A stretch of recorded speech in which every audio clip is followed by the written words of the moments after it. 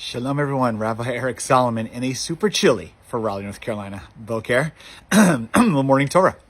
This week's Parsha is Shmot, dealing with the Exodus. Very appropriate as it appears, please God, that hostages will be freed. So please God, may this Exodus reflect the freeing of all people who are enslaved.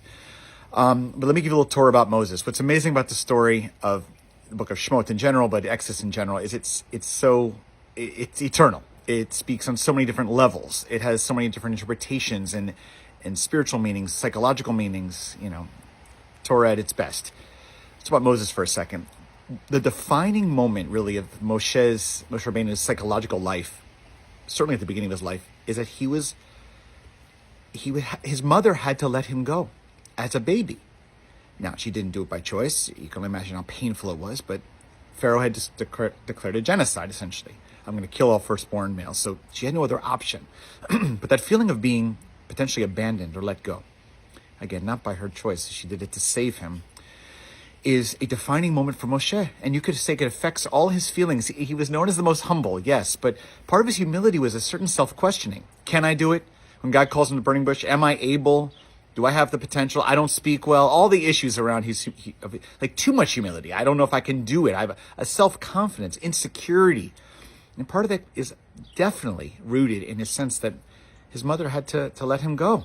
It's terrible.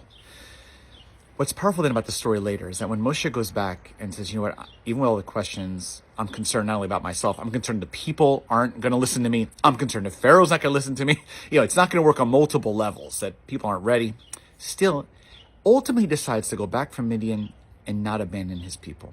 Essentially, what happened to him, the forced separation that he had from his own mother, his own family, he basically said, I won't do that to others.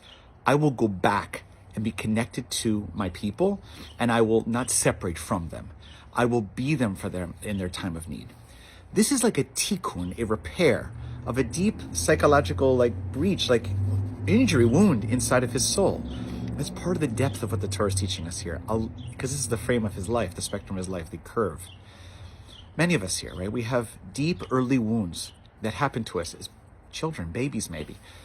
Things where our parents doing the best they could, siblings, circumstances may arise beyond their control. Decisions had to be made, and they cause pain.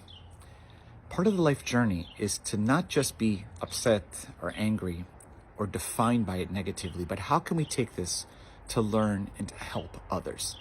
Moshe does that. He says, I had to separate from the people I love most by force, but I will not separate from the people that need me. When they need me, I will come close. And that's Moshe's great tikkun, his great repair. May we all have that ability to see our wounds, but also overcome them, please God, in our lifetime, like Moses, our teacher. Shabbat Shalom.